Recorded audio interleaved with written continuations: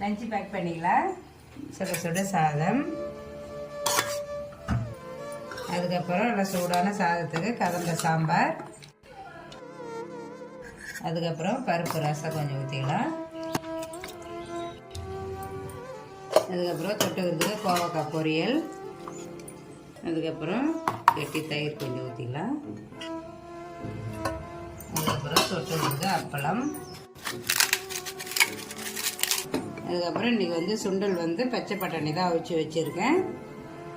காலைல பிரேக்ஃபாஸ்ட்டுக்கு நல்லா உப்பலான பூரி தொட்டுக்கிறதுக்கு உருளைக்கிழங்கு மசாலா ஊற்றிக்கலாம். பிரேக்கில் குடிக்கிறதுக்கு நெல்லிக்காய் மோர் ஊற்றி உப்பு போட்டு நல்லா ஜூஸ் அடித்து வச்சுருக்குறேங்க, அதை ஊற்றிக்கலாம்.